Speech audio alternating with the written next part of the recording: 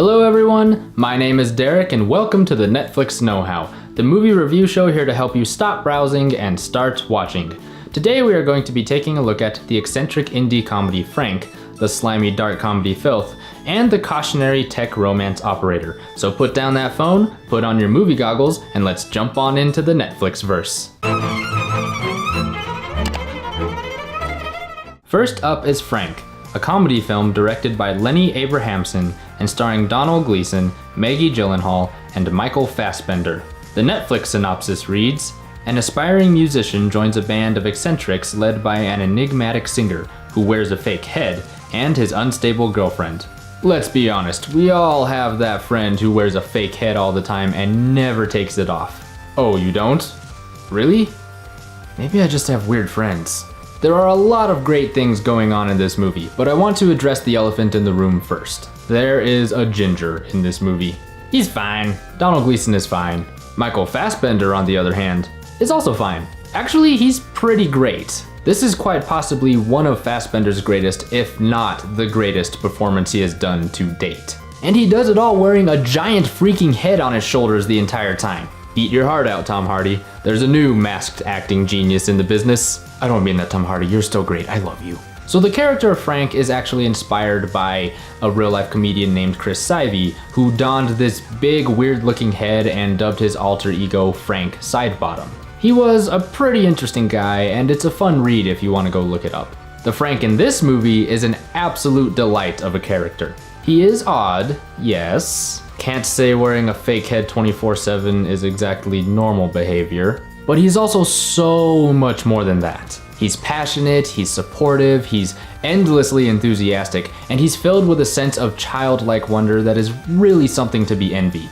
He also suffers from debilitating anxiety to the point where he has largely been unable to fully step into adulthood. I realize that I just listed about 10 million qualities, but Michael Fassbender manages to capture every single one of them. And again, he does all of this without even showing his face. Bravo, sir.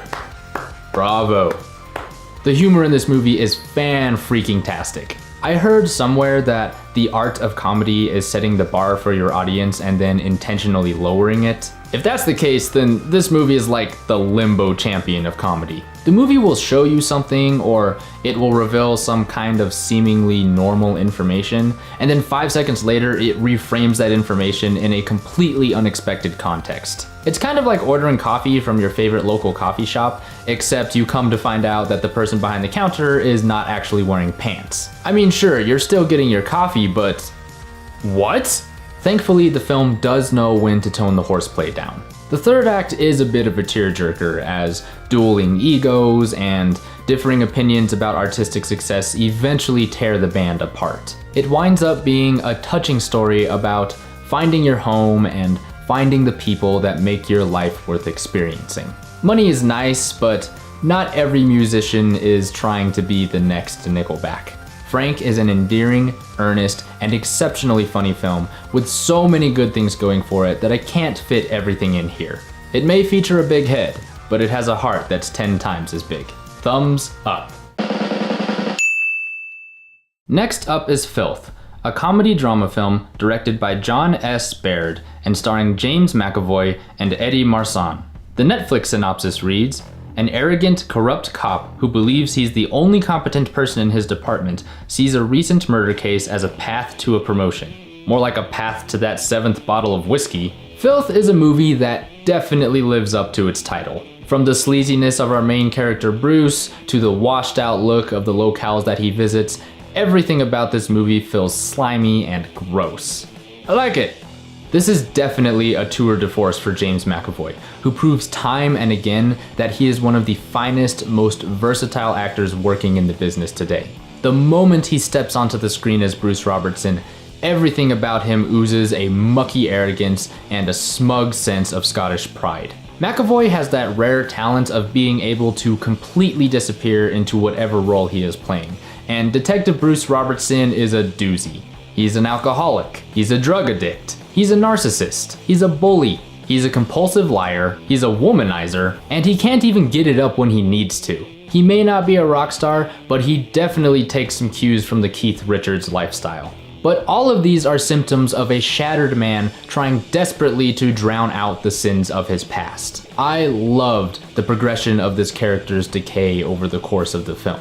His backstory, the source of his pain, the reason for his self-destruction is all slowly revealed little by little, piece by piece. It is the art of showing, not telling, at its finest. We see little snippets of his mysteriously absent wife, his missing daughter, a strange boy who's covered in soot, and hallucinations of horrific monsters that are slowly closing in around him. We see visions of a therapy session that seems to comfort him at first, but soon deteriorates into a claustrophobic nightmare that cuts through the facade of his fragile ego. What starts as a disgusting, irredeemable piece of human life soon shrivels up into a sad, pathetic man whose exterior filth is only eclipsed by the filth he sees in himself. This movie gets real deep.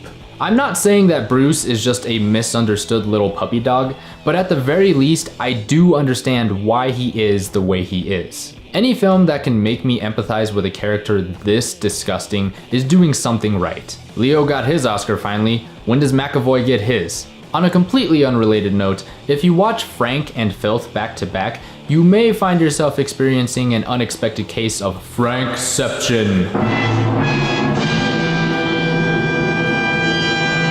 Filth is a movie that can best be described as a coked up adrenaline rush through one man's personal hell. It's gross, it's cruel, it's disturbing, but mostly it's just plain awesome. Go watch this movie, you filthy animal. Thumbs up.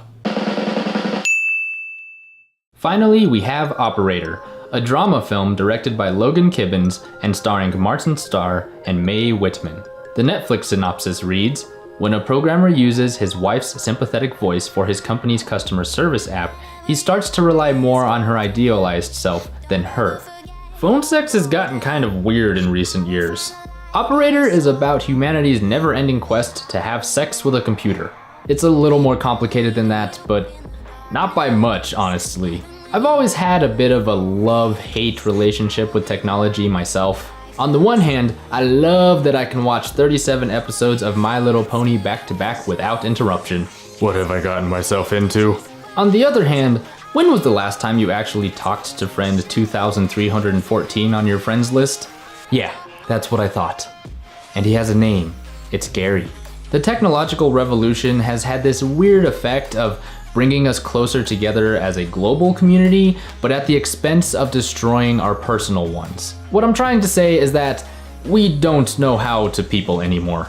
I never knew how to people to begin with. Operator takes this very big issue and brings it down to a scale that is much easier to digest. I am very much a fan of exploring the big through the small because it gives a much more grounded, personal look at ideas that can otherwise come off as a little too abstract for us to really connect with. The story here explores the relationship between a young married couple as the wedge of technology drives them slowly apart. I will say that their relationship is a little bit hard to buy into initially. The husband is a high-functioning individual who suffers from social anxiety and stress-induced panic attacks. He tends to prefer computers over people because computers are predictable and they don't feel anything. His wife, on the other hand, is a compassionate, empathetic, and artistic human being. In short, she's one of those eccentric theater people who fills all of the things all of the time. So how they got together is an absolute mystery to me, but how they grow apart is a sad microcosm of what is happening to our society as a whole. Just as technology is more commonly replacing our human connections with other people, the husband here begins to replace his wife with a piece of software that simply uses her voice. Now I know you might be thinking that this is something that could never happen to you, but it's really scary to see just how easily this can start to occur without you even realizing it. This voice app that he is developing for his company is always available, and it's always going to say the things that he needs to hear to feel better.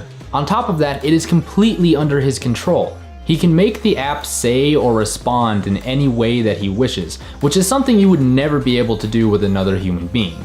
So it is easy to understand the appeal of this thing, but it's not real. What is real is the woman that is standing right there in front of him, and he throws it all away for a piece of technology that only presents the illusion of a genuine connection. I would even go so far as to say that this could be a movie about addiction. It is an addiction that we all have immediate access to and that our culture has decided is completely harmless. It's terrifying. I do appreciate that there is hope at the end of this story because otherwise I think it would be just a bit too much. Operator is a very insightful and even frightening look into the screen-happy culture of the world that we live in today. Now stop taking a selfie with that flower and actually smell it, will ya? Thumbs up. Thank you so much for watching. I appreciate every single one of you. If you enjoyed this content, please be sure to like this video and subscribe to my channel. I upload new videos every week. If you've seen any of these movies, go ahead and comment your thoughts and opinions down below. I would love to hear what you thought of these movies. And if you have any suggestions for movies, comment those as well, and maybe I will feature them in a future episode.